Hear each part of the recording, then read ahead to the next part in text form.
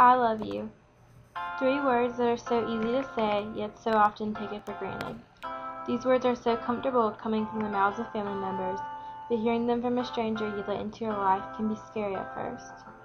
It was not until 10th grade that I had my first boyfriend, and it was not until I left for college that I realized how much I've learned from this man I let into my life. There are two things that comfort me more than anything else in this world, and that is family and home. I'm scared to be away from these familiar faces and places, so I tend to stay in my comfort zone. That is until I met this boy from my hometown of Macon, Georgia. The days I wanted to stay in the comfort of my home and rest, he would tell me, "You'll get all the rest you need when you're dead." This is just one example of how energized he is about life.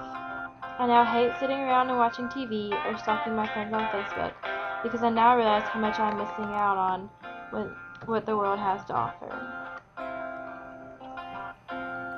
Although the world has so much to offer, it only takes one person to make you feel loved and important. The summer of 2009, I was diagnosed with chronic mono. While all of my friends were out on the lake, going to movies, and enjoying ice cream together, I was on the couch eating soup and watching old movies of Mary-Kate and Ashley. My friends rarely stopped by because it was summer, and who wants to spend summer with a boring, sick person?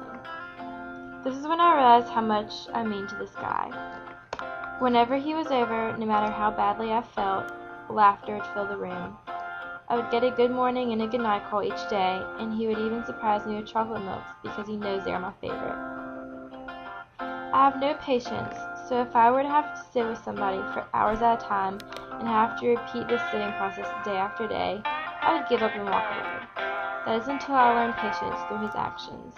I can now sit and wait patiently and hold back my temper when I'm ready to explode. If he can do it, I can do it. Some days I wish he would get sick just so I can show him how much he has changed me into a patient person. With this patience also comes responsibility. I come from a home where everything is handed to me, so when I walked into my boyfriend's house for the first time, I can honestly say I was scared. His mother is asking him to put dinner on the stove as he is already busy doing his laundry and folding his younger sister's clothes. I'm so clueless when it comes to either of these things, so when he asked me for a helping hand, I stared blankly into his eyes. This is the first time anyone has confronted me about how spoiled and independent I am when it comes to even simple things like laundry and cooking. Needless to say, that night was the first night I did laundry and prepared a meal for his family.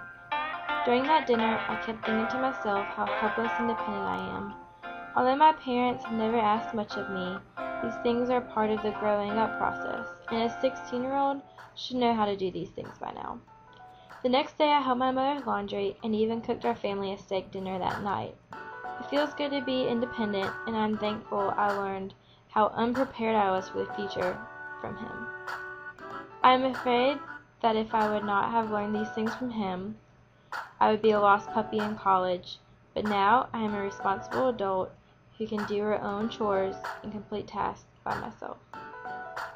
I now am out of my comfort zone, have patience for others, and am a responsible adult, all thanks to this guy. This guy's name is Joe. Although Joe now lives 4 hours away from me, I use the skills he has taught me for the past 3 years each and every day.